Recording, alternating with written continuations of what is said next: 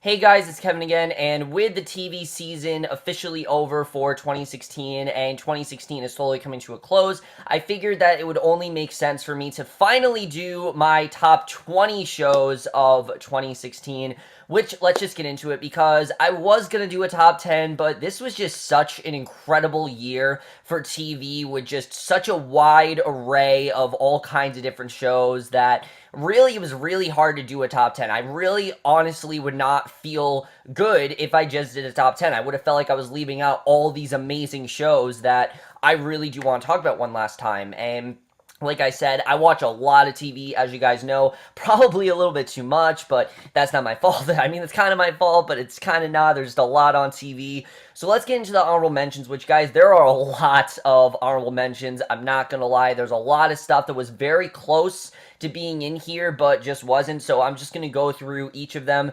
First one we have is Baskets. Baskets was very close to being in my top 20, but after I watched some other shows, it didn't unfortunately get debunked, but I still do want to mention Baskets. What a fantastic show from Zach Galifianakis that's really weird, really zany, and really deadpan type humor, but in general was a show that I definitely really did love. It was a very tragic show. It was very funny. It had really well-crafted characters, and I can't wait for season 2 to come out. So Baskets is in the honorable mention spot. Like I said, it was very close to getting into the in the top 20, but it just didn't make it. Insecure, of course, one of my most recent reviews, Insecure. I was very close to putting Insecure in here, but like I told you guys, the reason that I didn't give the season a perfect rating and the reason why I wasn't as good is because I do feel a couple of the episodes did fall off the rails a bit, but still a great show about a woman trying to find herself and trying to reinvent herself at an age where she kind of has her whole life figured out, realizing that her life isn't perfect.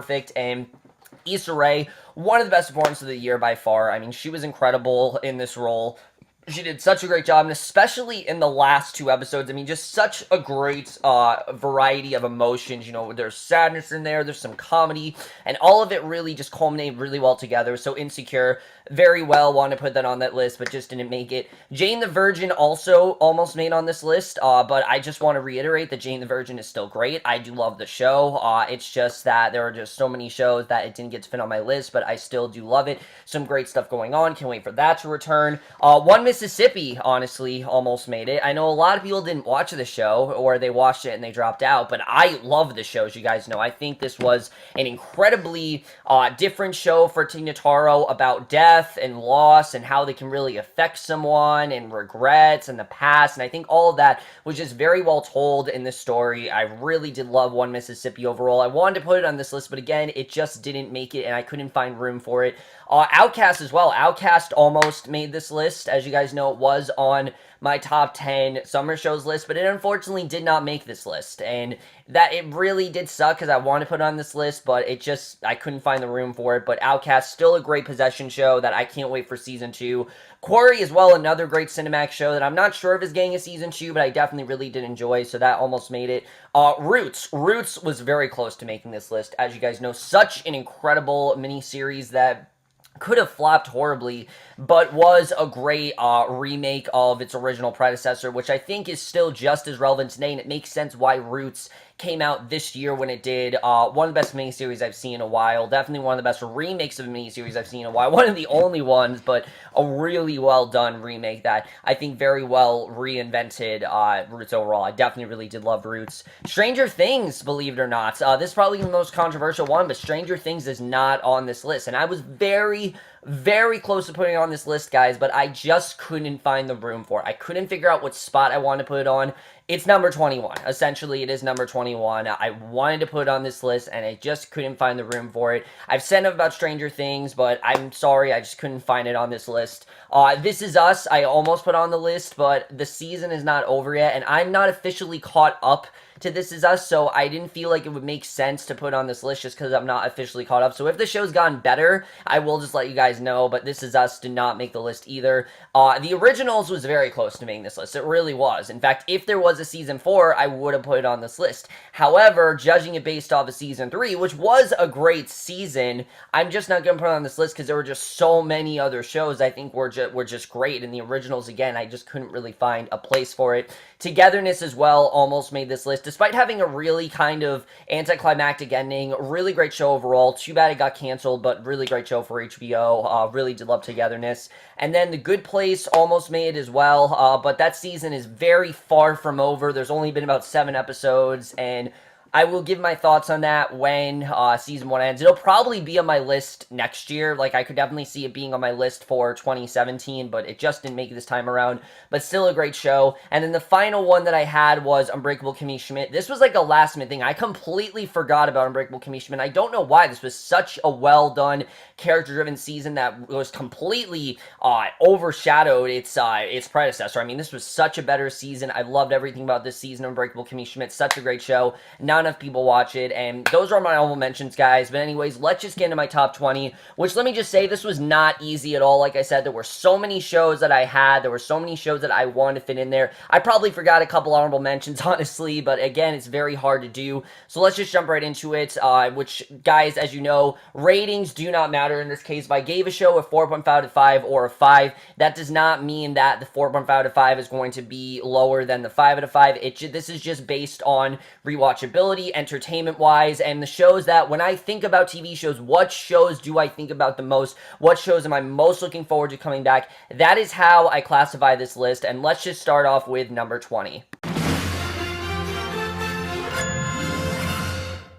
Now, right off the bat, there's going to be some controversy here. I know you guys are like, why is this on your list, but Stranger Things is not? Really, when I thought about the top 20 shows, I mean, Galvin is one of the first ones that came to mind. This is the exact way to improve a second season. I mean, this season just did everything right, in my opinion. You had such great character dynamics between Richard and Galvin. I thought those two worked really well together. You had better stuff for Richard in general. I cared more about his character. Every character this season, I just felt a lot more. Dude, Madalena was such a more in-depth character. They went a lot more into her psychosis. You know, is she good? Is she bad? They did that really well. The songs are more consistent. The laughs are more consistent. And really, when I thought about some of the most fun I had on TV, this is some of the most fun I've had all year. I mean, there just aren't too many shows like this. And yeah, it is very unfortunate that the show got canceled, but honestly, I thought they ended it pretty well. I'm not too upset that the show did get canceled in the way it did, but I really did love the show overall. Season 1 was not at all perfect, but Season 2 was just everything I wanted the show to be. I thought we had such a great story going on. Yes, it was simple, but it was just so damn compelling, and I constantly found myself thinking about it. I couldn't help but think about these characters, and I constantly get the edge to want to go back and rewatch it, and especially for a show that was canceled on ABC. For me, saying that, I mean, this is by far one of ABC's best shows in a long time. I really did love the show overall. It really does suck that it got canceled, but like I said, thinking about top 20, I couldn't leave the show off the list, and that is why Galvin's is number 20. So now we get to number 19, which is actually a show I didn't review for you guys, and that show, of course, is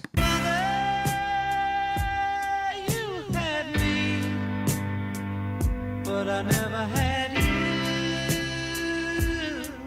Now, as you guys may recall, I stopped watching this show. I watched the first episode, and I didn't want to watch any more just because I felt like the entire story was told, and I didn't need to see any more of it. But that is the reason why I waited so long to do this top 20 list, because I wanted to make it as accurate as possible. And if I hadn't gone back and watched better things, I really would have been missing out, because this was such a great show. I mean, I fell in love with this family very, very quickly. As much as I didn't like the daughters in the first episode, eventually I really did come to love them. I mean, these are just daughters that, yeah, they are very, you know, they maybe do ask a little too much of their mother, and maybe they are a bit demanding, but they're teenagers. They're going through their own life problems. They have their own things going on with them, and I found every character to be really, really interesting. And while this is a sitcom, it's really not your traditional sitcom type show. It's a show that will have a sitcom, but does in a very untraditional manner, and that's something that I really did appreciate about the show. It was very realistic. It really did show what it meant to be a mother, a daughter, and a mother, a daughter, and an actress. All those three things combined together were just so well done. It brought up heavy topics, but it never got too heavy-handed, and it never felt like this was just a discussion of the week. Like, it never really felt that way. It just felt like these are things going on in their life. These are topics that they're dealing with. There's situations that come across, and this is how they're going to address it. And it's one of the most organic, natural, and realistic shows I've seen all year. If you guys haven't seen, definitely check it out. One of the best ones of the year from Pamela Adlon, one of the best ensemble casts of the year by far, and by far quickly became probably one of my favorite shows on TV to have to do with family. So if you haven't seen Better Things, definitely check it out. Very happy that I went back and rewatched it, because if I hadn't, then it definitely would not be on this list. But for all those reasons, that is why it is number 19. So number 18 is an obvious choice, and I'm sure you guys are looking forward to seeing the show on that list, and that, of course, is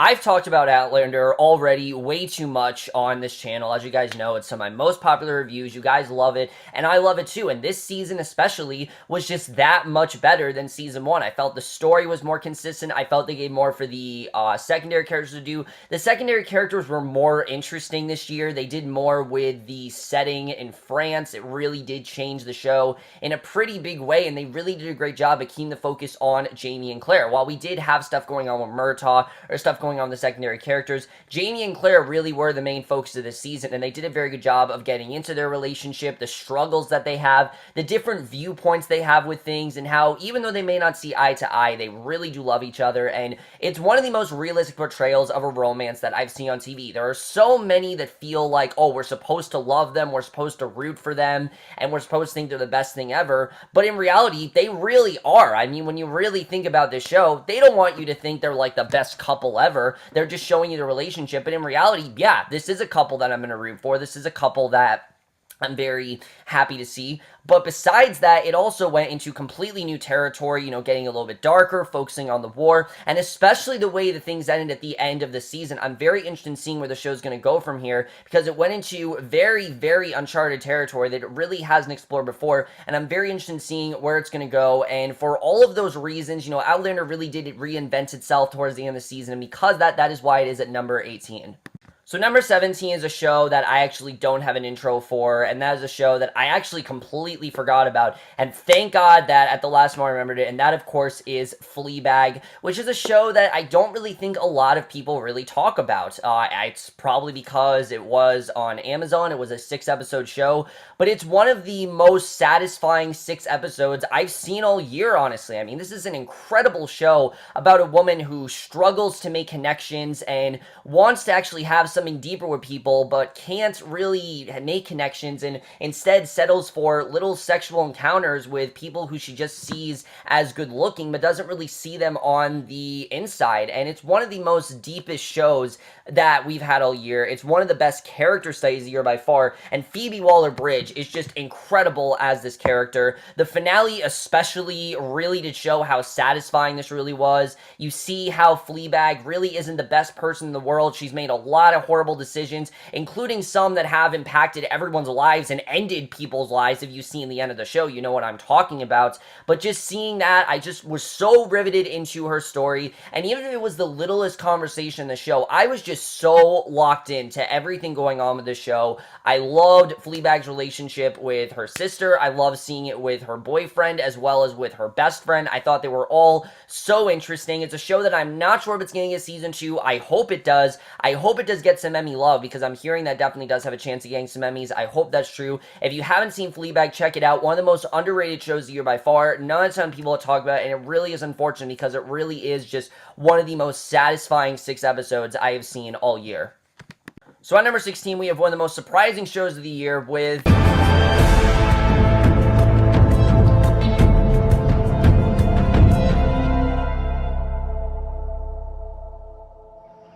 The Path is an extremely risky, audacious show that, in general, I really didn't think was going to be that great. When this show was initially announced, I thought it sounded really cheesy. I thought there's no way you can really pull this off. Most religious shows that come off as really preachy and very much like you have to believe in this and hit you over the head. But this show never really did that. It presented a view of a fake religion where everyone looks at this man as a religious figure and really questions, is this really right? Is this really true, what he should believe in? Should people be believing in this? Are they just believing into conformity? The show really understood the view of the public really, really well. How we like to conform to society. How much we latch onto people who believe in the same things that we do. And how our mind works in the sense of, how we think about things and things like that. And the way that the show really got into all those deeper layers was just so well done. I never expected it to go as deep as it did, especially what it did with the character of Hawk. I expected him to be a very typical, like, Romeo and Juliet type storyline,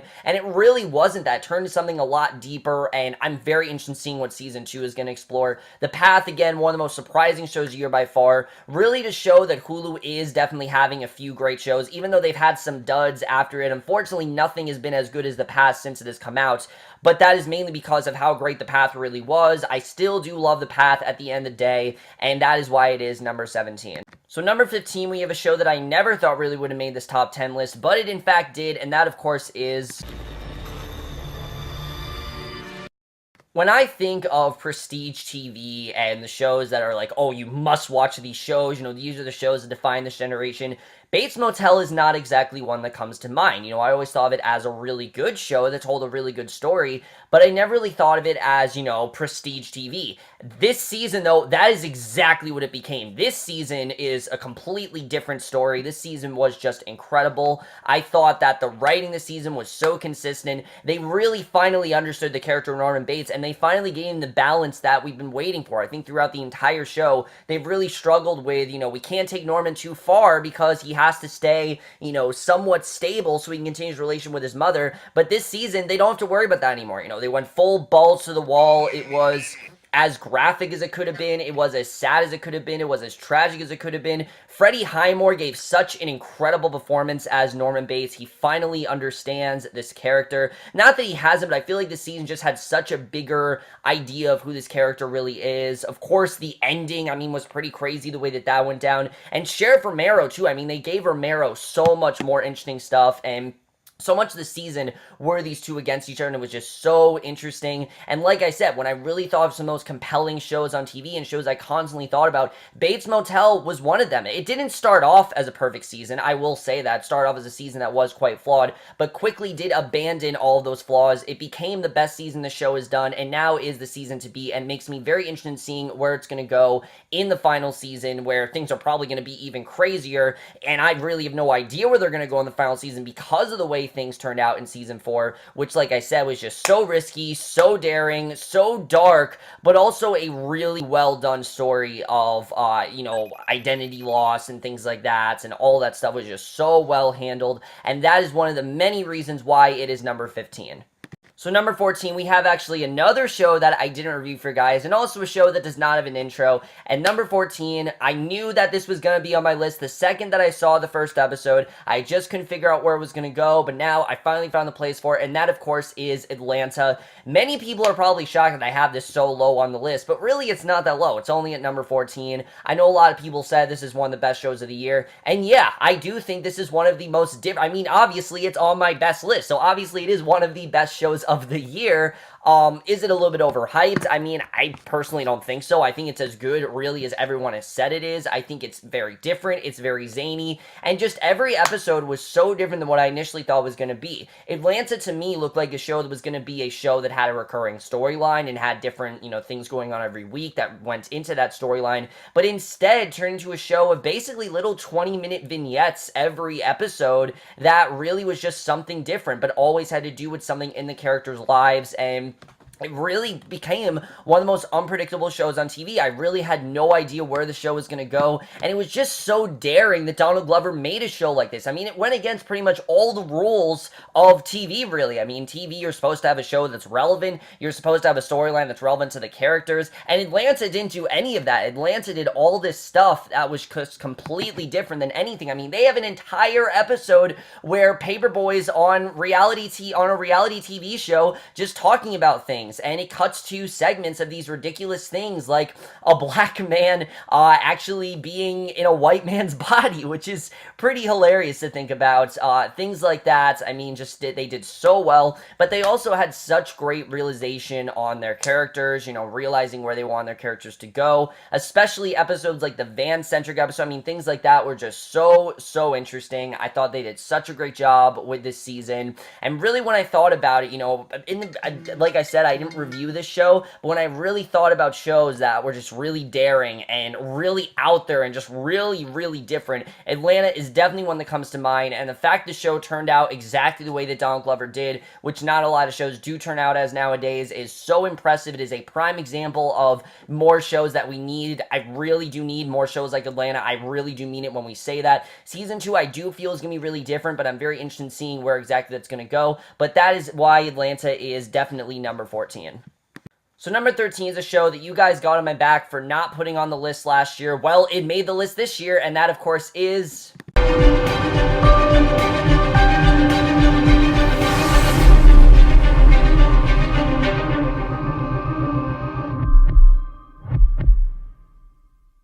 It's not that I didn't love Daredevil last year, because I absolutely did. I think it was exactly the show that Marvel needed to do at exactly the right time, and showed what Netflix can do when you have, you know, no limits, really. And that's what Daredevil Season 1 did really well. Season 2, however, I felt was just one step beyond. I mean, this is everything that you could have wanted in a season of Daredevil. I know a lot of people said this season was very overstuffed, but for me, it never really was. I thought we had the equal amount of the Punisher and Elektra, and it never really deterred from the main storyline. You know, you had this great court case going on with Frank Castle, who was really the glue that we didn't realize that we need. I mean, a lot of people said this show wouldn't be the same without Wilson Fisk, who was in the season. Granted, he wasn't as major as a part of it, but he was in about 3 episodes of it. But Frank Castle, that is who held this season together. I mean, you want to have an incredibly perfect, pitch-perfect casting? Jon Bernthal is immediately a name that comes to mind. He was incredible. I think Elodie Young is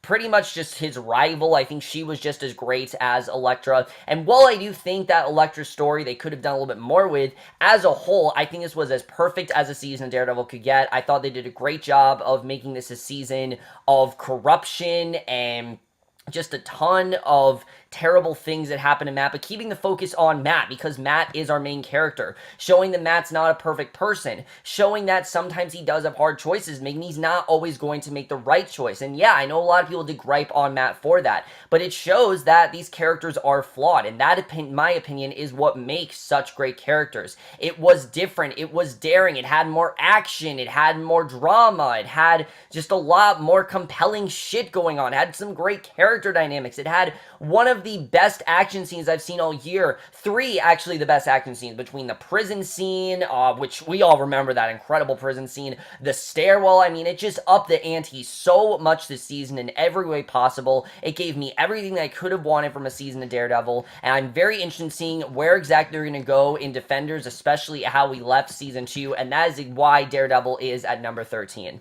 So number 12, we're going to keep the Netflix stuff going with...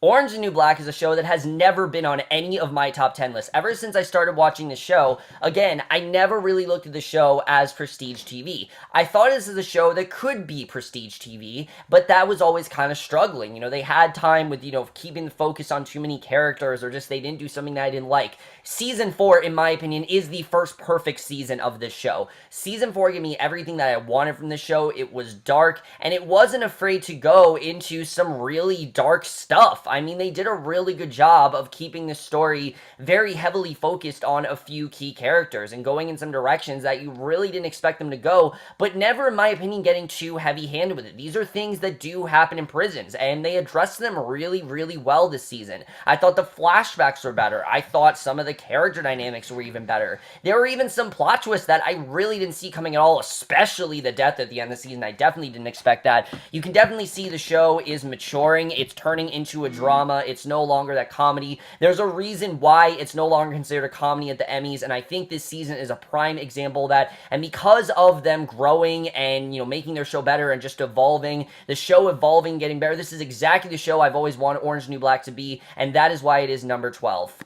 So number 11 is the most recent thing I've reviewed, and that, of course, is...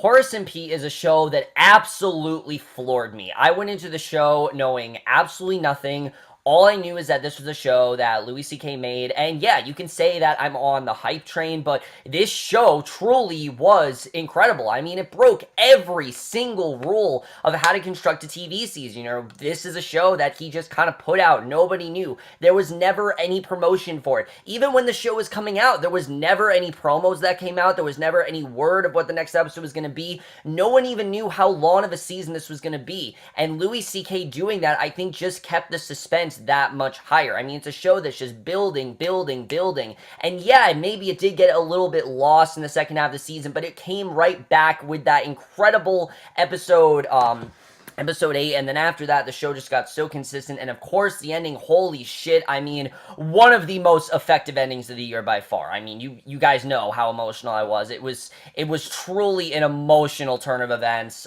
just incredible stuff overall. Two of the best performances of the year from Louis C.K. and Steve Buscemi that just has so many great conversations about death and grief and loss and revelations and mental illness. I mean, there's just so many great things that this show tackled that are very dark, that other shows don't know how to do. There are very few shows like Horace and Pete now, and it really is the kind of show that we really do need. It kept things simple. It didn't try to be anything more than what it was. I mean, there were scenes that focused on the most mundane of conversations. It's ridiculous. It really does focus on these extremely mundane conversations. You guys remember that Tinder date scene? What'd that do the rest of the show? Nothing, but it did provide a conversation. It did have something to do when you really think about it. It's a show that I constantly find myself going back and dissecting. What was that scene really about? What was the point of that? What was the point of that? And when a show does that as well as Horace and Pete does, I knew that this had to be on my list. Horace and Pete is one of the most different shows of the year. It's not for everyone, but if you haven't checked it out and you are, in fact, tired of the same old bullshit, this is definitely a show that you need to watch before the end of the year, and that is why it is number 11. So number 10, we have one of the most socially relevant shows that is definitely on everyone's mind right now, and that, of course, is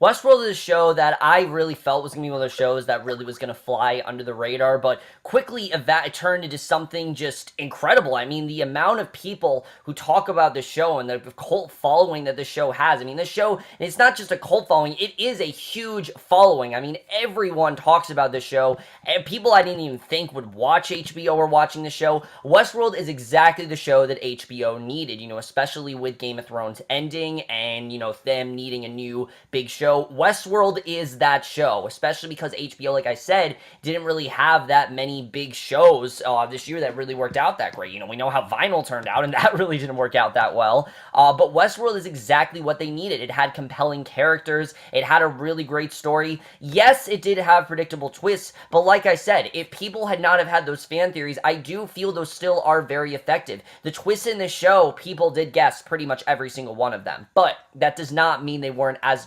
effective as they were. They didn't change the overall narrative, and especially the big twist at the end. I really have no idea where the show's gonna go. And a show that constantly keeps you waiting and constantly kept me guessing, not knowing what was really going on. Like I said, it was another show where everything I just thought about, I had this deep conversation thinking about, you know, what does this show really mean? What are they really trying to show here? You know, what is the real social commentary that's going on in this scene? Just so many incredible performances, you know, from Evan Rachel Wood to Tandy Newton to Anthony Hopkins. I mean, so many incredible performances in this show that, I mean, there's just too many amazing ones to name. But all of those things, you know, between the incredible cinematography, the incredible homages to Western shows, but also staying really modern at the same time. They did a great job of keeping that balance together, and especially since the show will not be on for another 2 years, I have to put on this list. Westworld is such an incredible show that it came out exactly at the right time. It's exactly the show that HBO needed. It is definitely a show that I think most people are going to put on their top 10 list, but it definitely deserves to be on there, and that, of course, is why it is number 10. So at number 9, we have another incredible character-driven show with some very unpredictable ends, and that, of course, is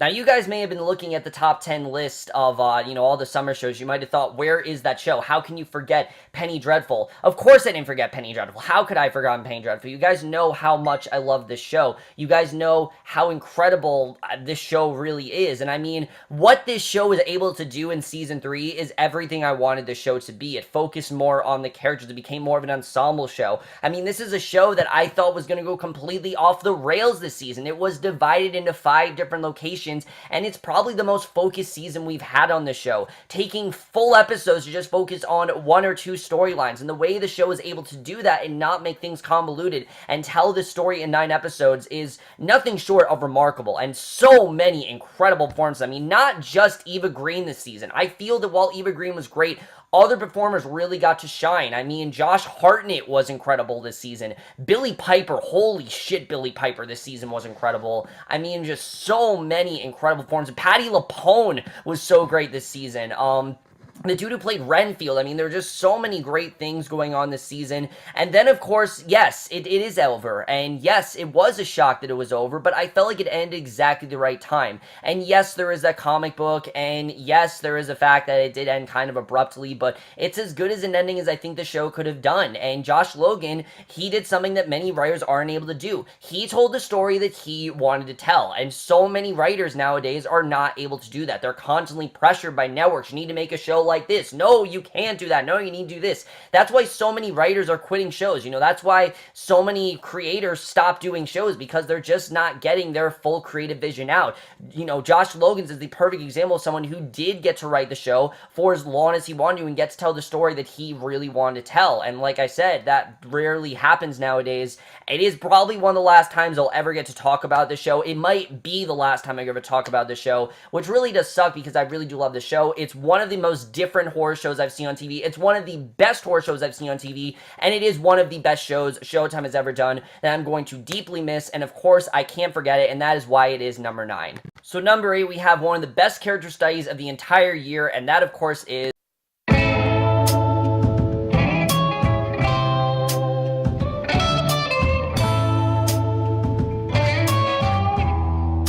Better Call Saul, honestly, is a show that completely flew under the radar last year for me. Not that I didn't love it, I thought it was a really great show, but just because of other shows on TV, for some reason, it just wasn't really in my rear view. I kind of thought, okay, Better Call Saul is a great show, but it was more of an afterthought. I thought that it really, I was looking forward to Season 2. Season 2 finally made me understand what everyone's been talking about, because I love Season 1, I really did, but Season 2 was just that much better. I mean, Season 2, they did such a great job focusing on relationships that we didn't really get to focus that much on in Season 1. Season 1 was very Jimmy Chuck focused, which yes, this season was, but it was much more focused on Kim's perspective and getting to see the Kim of it all and seeing who she really is, seeing if she really wants this thing with Jimmy, if she really wants to support him, if she really understands what she's getting into, seeing Jimmy and, they focused a lot more on Jimmy and, his relationship with Kim and things like that. They focused more on his relationship at his work job. They focused more on just him as a person. Us seeing him fully transform into Saul Goodman. That is why we really want to watch this show, and they did such an incredible job with that. But it also showed us that, yeah, Jimmy is quite a sleazy person. He's not the greatest person in the world. He's going to make a ton of bad decisions, and pretty much every single one of the decisions came to bite him in the ass in the finale, which I really don't know where we're going to go after that, after everything that happened. They gave Hamlin more to the season. They made Hamlin more of an interesting character. He's not just some snooty villain this season. He was a real character who you could tell really did care about Jimmy and wasn't really a bad guy. He just really wasn't someone that Jimmy very much respected and really wanted to be near. He didn't really understood that. They gave Mike so much better stuff to do. They gave him some really interesting stuff. They brought back some fan favorite characters in Breaking Bad. The season just really did everything perfectly, and especially after those last 2 episodes in Season 2. How can I not have put this on my list? By far one of the best shows of the year, one of the best character studies out there. That really makes me always very tension-filled, and I think has just as much tension as the original show did. Sure, it doesn't have as much action, but it has just as much tension, just as much compelling characters, and just as much drama as Breaking Bad did. It's one of the best shows on TV. It's one of the best spin-offs, I think, ever made by far, and that is without a doubt why Better Call Saul is number 8. So number 7, we keep the character studies going with another one of the best character studies of the year. C-R-A-Z-Y. Okay, we get it. Crazy Ex-Girlfriend.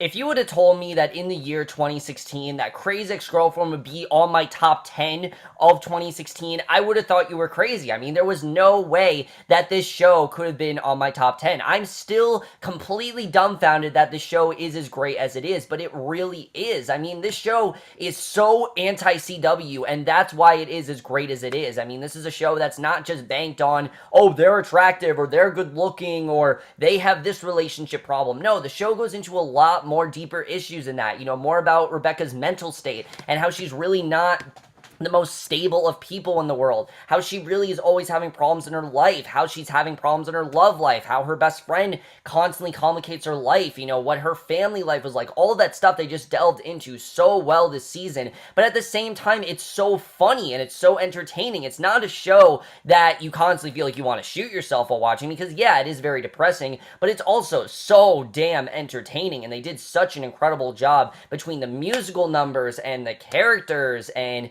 just everything going on in this show. I mean, this show I constantly am thinking about. I'm constantly going back, and I'm not kidding you guys. There are times where I'll watch a show, I'll just randomly go on YouTube and I'll start watching music from Crazy Ex-Girlfriend. It's just because that's how great the music really is. That's how incredible the talent really is in the show, and the caliber of where this show can go. I mean, this is exactly the kind of show that we need on TV right now. The sad thing is, no one's really watching it, and it does kind of make me worry that it is going to get canceled in Season 3, but just in case it does, Season 2 has been incredible so far. I've loved everything about this show. There hasn't been a single thing about this show that they've done wrong in the past, like, a couple episodes. It was only, like, the first 2 episodes I feel like they did stuff wrong, but ever since then, they've course-corrected the show. The show has been incredible since. It has been on a 10 since it started, and I don't think it's going to get any worse anytime soon. It's not going to decline. It really knows what it's going to be. It's extremely self-aware. It's very relevant. It's an important show. It is an incredible character show. It's just everything that makes such great TV, and that is why it is number 7.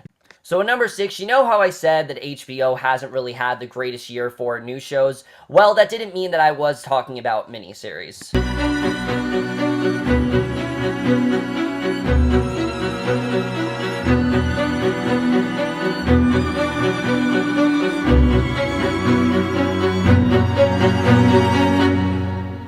Look, a lot of people have said that 2016 has been really, really shitty, and there's been so much, hashtag 2016. It seems like that's the popular thing to do. And yeah, it hasn't been the greatest year, but if there is one thing that 2016 stands for, and something that I think they had just so well done pat, like perfectly, that is that this was by far the year of crime dramas. I mean, crime dramas, courtroom dramas, you name it, this was the year for them. And The Night Of is a perfect prime example of that. I mean, this show was just incredible. And I didn't think it was going to be nearly as good as it was, especially after True Detective. I didn't really think anything of the show. But once you start to binge it, and once you get to the first episode, you're immediately caring for this character of Nas and seeing his journey. This was a courtroom drama mixed with a crime drama, mixed with some great character studies as well that really show why people, work on trials and why people want to be lawyers and how some people do it for different reasons. You have Stone, who's doing it because he wants to be relevant again and prove that he can do something on his own and prove that he can, in fact, take care of himself and that he doesn't just need people to do things for him. Then you have Nas, who's descending into darkness, and then you have, characters like Box, who, is trying to figure out as much information as he could and try to make sure that he wins the case. You have all these compelling storylines going on, and it never felt convoluted. I was always into every single storyline. I thought everything going on was just so interesting. They did such a great job of showing how bad prison life can be, how flawed the criminal justice system is, and of course, like I said, not everything may be solvable, but the damage of consequences is always there, and that's something that the show just understood so well, is that not every case is going to end up exactly the way that we think it is. There might not be an answer to everything, and that's something that this show understood that many shows don't, and that is something that I really did love. And the fact that I said the show is as good as it is does not mean that I want a season 2. This is one of the best miniseries I have seen so long, and it really does not need a season 2. It's a show that works as 8 episodes. It needs no more than that. It did everything I think that it could in 8 episodes. It gave us one of the best things come out of HBO in a while, and if you haven't checked out The Night Of, it is incredible. You need to watch it right now. It is definitely imperative to watch if you are interested in crime dramas, and if you thought that things like, People vs. O.J. Simpson was crazy, which we are going to get to that in a little bit, but if you thought things like that were crazy, The Night Of will show you exactly how crazy trials are, exactly how crazy the criminal justice system is, and really what, people getting justice. How does that really go? Do people end up guilty? Some people don't end up guilty, and that's something the show has understood so well, and that is why The Night Of is number 6. So number 5, as I said, this was a year of character studies, and number 5 by far gave us the best one.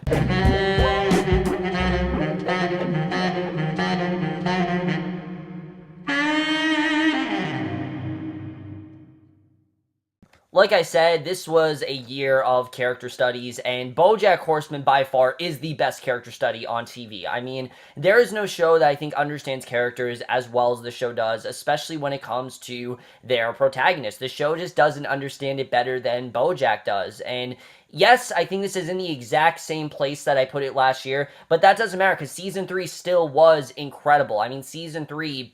talk about an emotional season of TV. That season, you go from crying to laughing in a second, and the way the show will do that is just crazy. I mean, no other show does that as well as BoJack does. There are so many shows where they try to do it and they fail, and BoJack is not one of those shows. It's a show that shouldn't be this emotional. I shouldn't be this emotional over a cartoon horse. I just shouldn't be, but I am. I mean, I'm constantly thinking about the characters, and this is a show that I constantly find myself going back and watching episodes, and that's one of the reasons why this is so high, because it is such a depressing show, and it is such a show full of turmoil and full of just tragedy, really. I mean, this season was full of tragedy, but that doesn't matter because it's a show that constantly finds me going back to it. It's so enjoyable. The characters are just so well written. There's so many interesting philosophies with these characters. There's so many interesting monologues these characters. It's one of the most underappreciated shows on TV that finally seems like it is starting to get a following that I'm very happy about. If you guys aren't watching BoJack Horseman, this is the season to watch. It is absolutely incredible. It is one of the most perfect shows Netflix has done.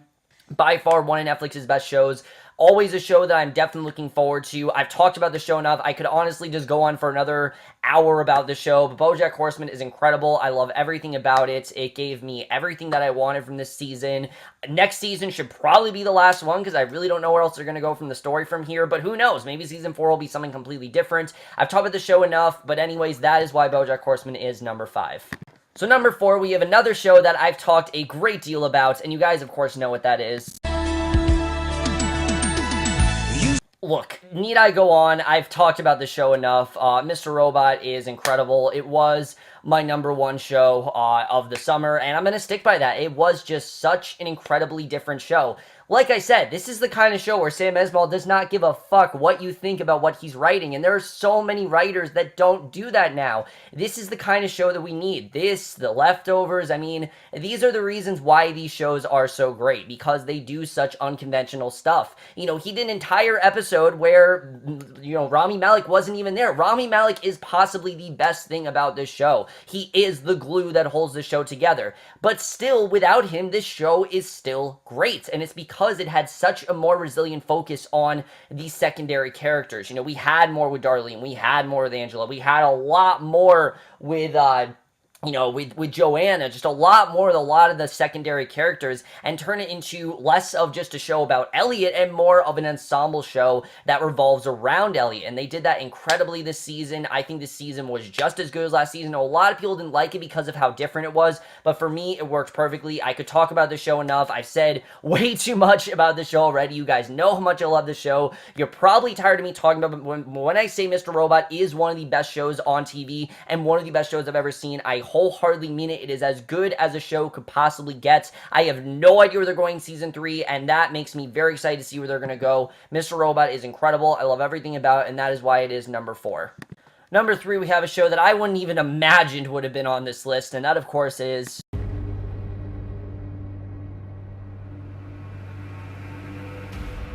I hate courtroom dramas, okay? I've said this so many times, as you guys know.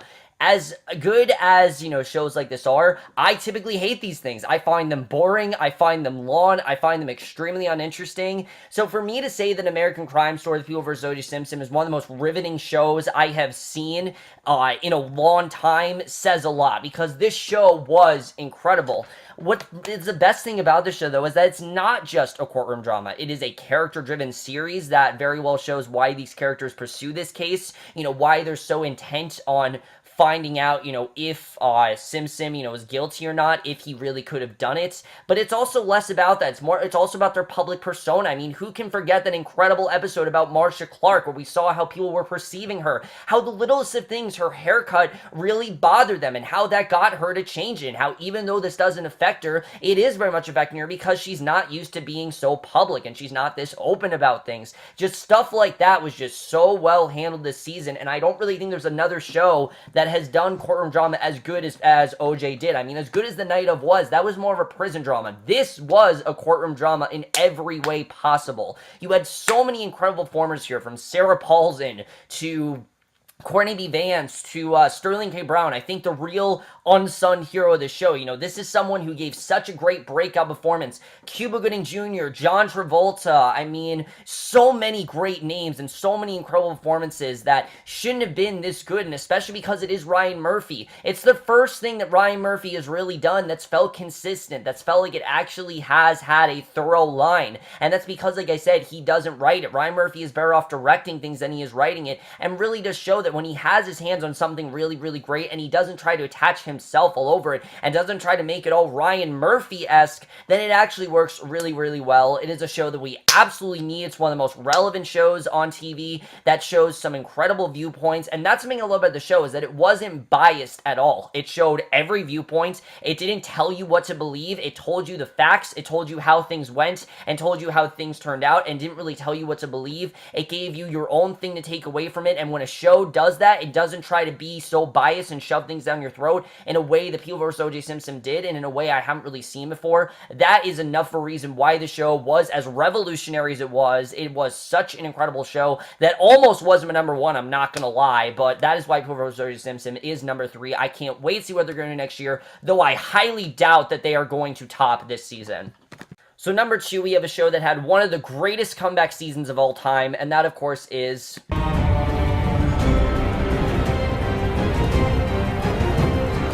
It's not that Season 5 was a bad season of Game of Thrones, it's just compared to everything else that Game of Thrones has given us, it is probably the weakest season of the show. I mean, it was quite inconsistent. There were a lot of things that just didn't really go anywhere, and especially some plots that I really was not that into. Season 6, however, completely blew all of that out of the water. I mean, every complaint I had with Season 6 was pretty much resolved very quickly in Season 6. I mean, this season was incredible. This is the best season of Game of Thrones that we've ever had, with incredibly very focused season on the female characters, believe it or not. And yeah, that may be because people did call them out for that rape scene last year, but it really did make sense. I mean, focusing on Sansa and Daenerys and Cersei and all of those characters, it made sense why we focused on them. We're always so focused on the guys, but the girls are really the most strong we see. Sansa became such a better character this season. I always really liked Sansa, but especially this season, Sansa absolutely slayed it. Between one of the most disgusting, vile villains that I've ever seen a show, from Ramsay, just a horrible, horrible human being overall. Jon Snow's storyline was incredible. They took a character who I said I would be upset if they died, and they made him a lot better than he could have been. I think they did that incredibly. It had one of the best casts, some of the best action sequences, and just in general was as good as a season of Game of Thrones could be. I've talked enough about it. Season 6 was everything I wanted and was as good as we could have had it, and that is why it is definitely number 2. Alright guys, so now it's all come down to this, my number 1 show of 2016. You guys can be a little bit surprised at what it is, but it is...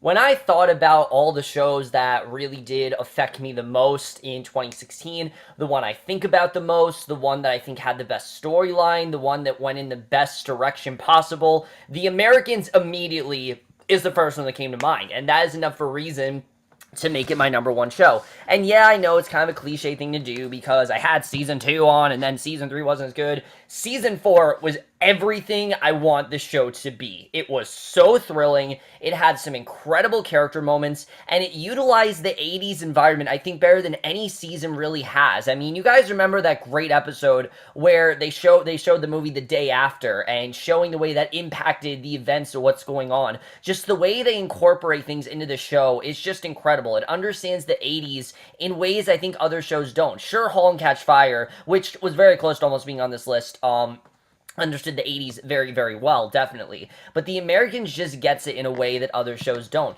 But the other thing it did so well is that it focused so much on all of the characters. This wasn't just Philip and Elizabeth's season. In many ways, I'd say Paige was very well one of the main, a third main character of the season. Like, she, I think, is right next to Philip and Elizabeth. She had one of the best arcs all year, with her confused, with her not knowing really what she wanted to do, trying to choose her own path. Does she really want to do this? Her path already kind of being chosen for her. All of that being really interesting. Then you had stuff going on with Martha, where Martha was very conflicted. Did she want to have this relationship with Philip, even though she knew who he was? I mean, she was suicidal. I mean, there were so many directions that the show could have gone. You straight up thought that she was going to kill herself. Every time I saw her on screen, I thought she was going to kill herself. I really did. Almost every episode, you guys remember I kept saying that. And the way the show didn't decide to do these really predictable things and go in these directions, that's what made the show better. It never went in the direction I thought it was going to.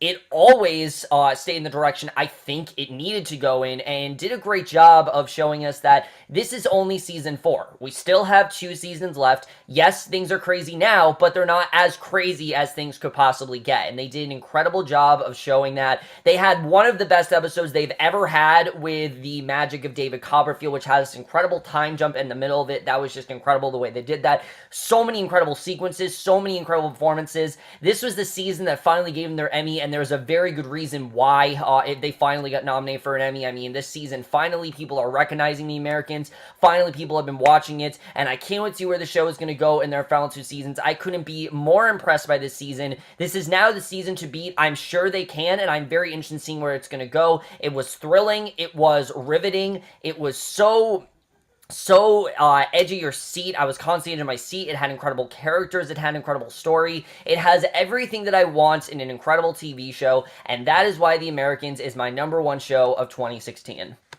So overall, guys, that's it. 2016 is now over, and I can't believe that I'm already done, but in terms of TV, I'm done for this year. I will be reviewing a couple more shows that I didn't review that I need to binge for the new year before, but in terms of 2016, I'm pretty much done. There aren't going to be that many more to review, but either way, guys, and let me know what you thought of this list. I'd love to hear your thoughts on it. There are a couple shows I know that I left out. *Halt and Catch Fire*, I forgot to say, was another honorable mention, but let me just say real quick, that was an honorable mention. I just forgot to talk about it. I don't know why. It completely went under my radar. But either way, guys, let me know what you guys saw of this list. Let me know what you thought of TV in general. What are your top 20 shows of 2016? I know this was a very long video. I tried to keep it as interesting as possible, by adding graphics and adding editing. Thank you guys for sticking with me this year. Thank you guys for watching every single one of my TV reviews. These are not easy reviews to do. I think I ramble on a lot. I'm not going to lie. I think 99% of my content is shit. I really do.